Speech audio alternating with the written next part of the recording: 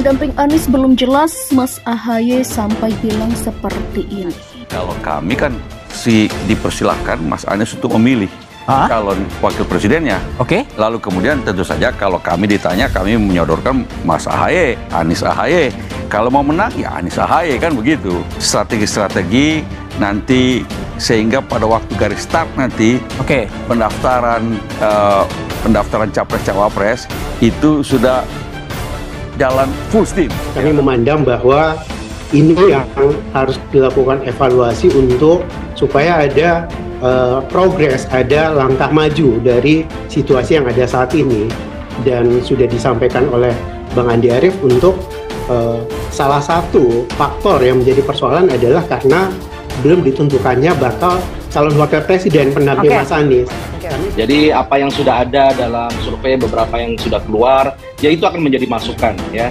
Karena dalam kesepakatan antara partai-partai di koalisi perubahan tersebut, kita juga berpedoman kepada kajian-kajian ilmiah. Ini penting nih. Sehingga keputusan-keputusan strategis yang diambil itu bukan like and dislike ya, tapi rasionalitas yang akan kita kaji secara ilmiah. Tentu di situ kita membuat kajian beberapa komparasi di situ. Karena berkumpulnya 3 partai ini, jujur saya katakan bukan faktor misalnya ya ada kedekatan karena ada kecocok-cocokan Nasdem, bukan, itu nomor sekian.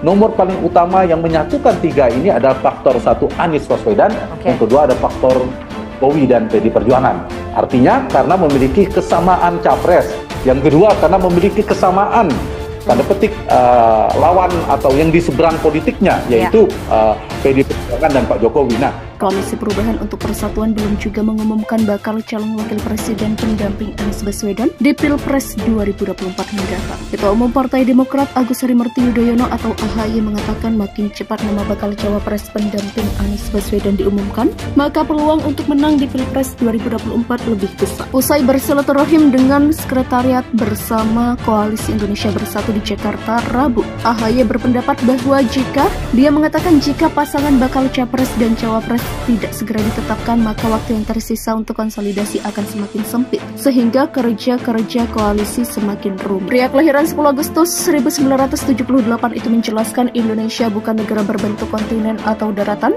melainkan kepulauan, sehingga perlu waktu yang tidak singkat untuk menemui para pemilih di berbagai daerah. Lebih lanjut, AHY menegaskan penetapan bakal bacawa pres diserahkan kepada Anies Baswedan. Dia mengatakan Koalisi Perubahan yang terdiri atas Partai Demokrat, Nasdem, dan PKS telah menyepakati sejumlah kriteria yang harus dipenuhi oleh bakal calon wakil presiden pendamping Anies. AHY kembali mengingatkan Anies Baswedan sebagai bakal capres yang diusung dan partai-partai anggota Koalisi Perubahan agar segera menetapkan bakal calon wakil presiden. AHY mengatakan bahwa waktu menjadi poin krusial dalam kerja-kerja untuk memenangi Pilpres 2024. Sementara itu, Koordinator Juru Bicara DPP Partai Demokrat Herzaki Mahendra Putra menegaskan pernyataan AHY tersebut bukan bentuk desakan bagi koalisi untuk mengumumkan nama bakal cawapres pendamping Anies Baswedan.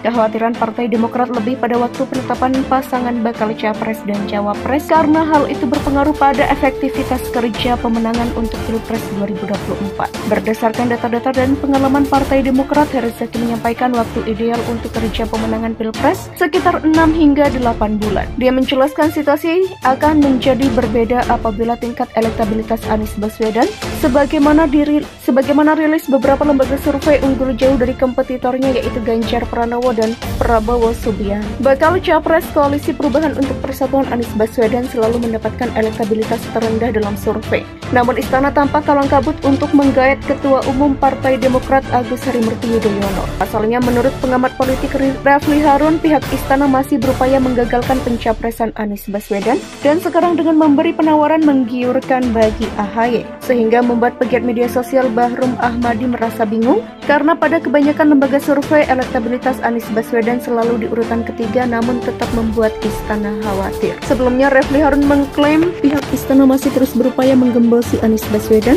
agar ex-gubernur DKI Jakarta itu gagal maju pada Pilpres 2024 mendatang. Refli mengatakan salah satu upaya yang dilakukan Presiden Joko Widodo untuk mencekal Anies Baswedan adalah menyodorkan tawaran menggiurkan buat Ketua Umum Partai Demokrat Agus Harimurti Yudhoyono dengan syarat AHY harus segera menarik Partai Demokrat dari poros Koalisi Perubahan dan meninggalkan Anies Baswedan. Dengan berkurangnya satu parpol, maka koalisi perubahan yang tersisa PKS dan Nasdem jelas tidak bisa mengusung Anies Baswedan untuk berkompetisi pada Pilpres mendatang.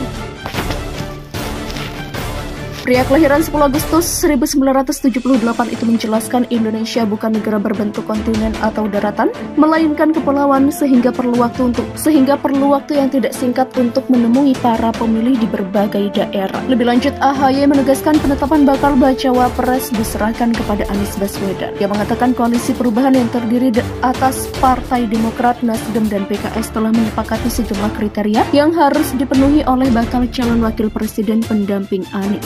AHY kembali mengingatkan Anies Baswedan sebagai bakal capres yang diusung dan partai-partai anggota koalisi perubahan agar segera menetapkan bakal calon wakil presiden. AHY mengatakan bahwa waktu menjadi poin krusial dalam kerja-kerja untuk memenangi Pilpres 2024. Sementara itu, Koordinator Juru Bicara DPP Partai Demokrat Herzaki Mahendra Putra menegaskan pernyataan AHY tersebut bukan bentuk desakan bagi koalisi untuk mengumumkan nama bakal cawapres pendamping Anies Baswedan. Kekhawatiran Partai Demokrat lebih pada waktu penetapan pasangan bakal capres dan cawapres karena hal itu berpengaruh pada efektivitas kerja pemenangan untuk Pilpres 2024. Berdasarkan data-data dan pengalaman Partai Demokrat, Herzaki menyampaikan waktu ideal untuk kerja pemenangan Pilpres sekitar 6 hingga 8 bulan. Dia menjelaskan situasi akan menjadi berbeda apabila tingkat elektabilitas Anies Baswedan sebagaimana rilis beberapa lembaga survei unggul jauh dari kompetitornya yaitu Ganjar Pranowo dan Prabowo Subianto. Bakal capres koalisi perubahan untuk persatuan Anies Baswedan selalu mendapatkan elektabilitas terendah dalam survei. Namun istana tampak kalang kabut untuk menggait Ketua Umum Partai Demokrat Agus Harimurti Yudhoyono. Asalnya menurut pengamat politik Refli Harun, pihak istana masih berupaya menggagalkan pencapresan Anies Baswedan dan sekarang dengan memberi penawaran menggiurkan bagi AHY, sehingga membuat pegiat media sosial Bahrum Ahmadi merasa bingung karena pada kebanyakan lembaga survei elektabilitas Anies Baswedan selalu di urutan ketiga namun tetap membuat istana khawatir.